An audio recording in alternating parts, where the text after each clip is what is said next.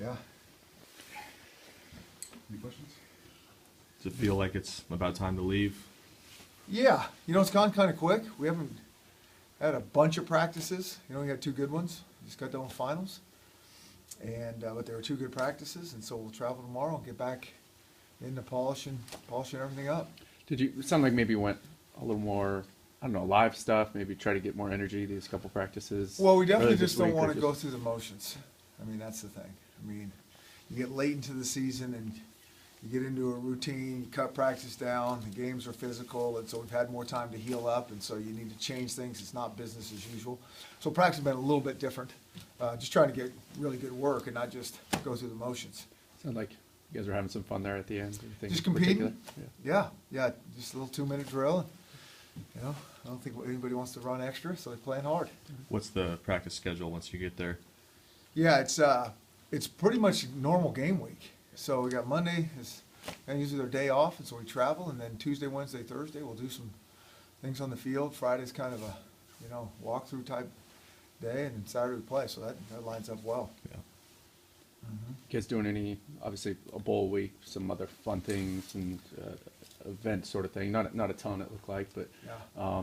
maybe a movie too, it sounded like, for the team, stuff like that? So we have enough planned. We do. We have a couple events. I think the one thing that we've kind of learned through the years is if you have a bunch of things, it's distracting. It wears the guys out, and so you pick and choose your spots. And then, when I look at the schedule, it looks just about right that they'll have some fun.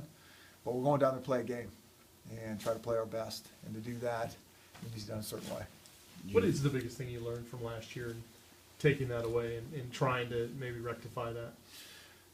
I think it's you can work hard and still go out and get hit right in the mouth if you don't show up to play your best football of the year. That's what I think.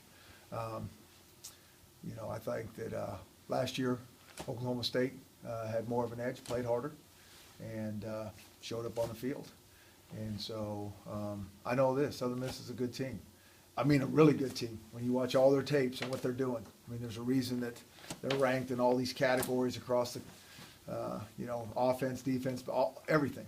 And so we got our hands full, and so we better go play our best game. I think the thing that's a little bit, I really wish that we probably could have played this game a week after the Apple Cup because we were in a good rhythm. But now that's kind of all out. We haven't played real football for a long time, and so there's no easing into this. We got to be ready to play and play fast right from the get-go. When we talked to you when the bowl was first announced, you kind of talked about how it would be kind of a fun thing because it's, a team that maybe isn't on Washington's radar typically, a team from a Conference USA and things like that. How can you kind of flip the unknown factor in your favor? Well, I think the one thing that's good is that we've had time, and our guys are pretty smart guys in terms of when they watch tape, they can see good players and good teams.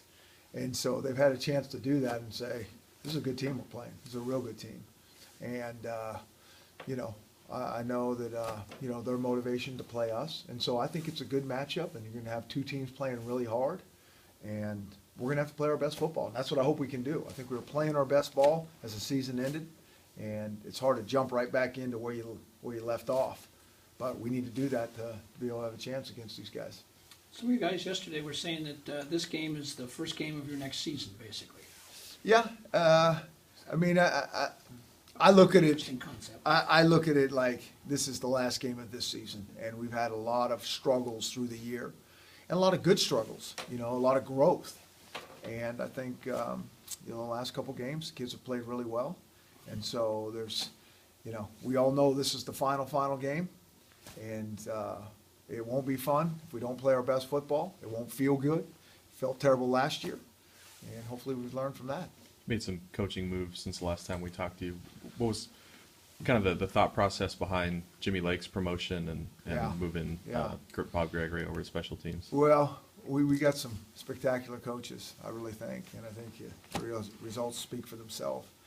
I think that side of the ball is just really interesting and special. One, how they all work together. I think it starts with Pete Kwiatkowski that, just does a great job with all those guys, and they all like to coach together. But it's not any one guy's, any one guy's final decision or show. I think Pete, at the end of the day, calls the game, but he gets tremendous input from all those coaches. And certainly in that pass game, I mean, it all comes from Jimmy Lake. And they just work really well together. And it is like, I've said this, like we've had a few coordinators on that side of the ball.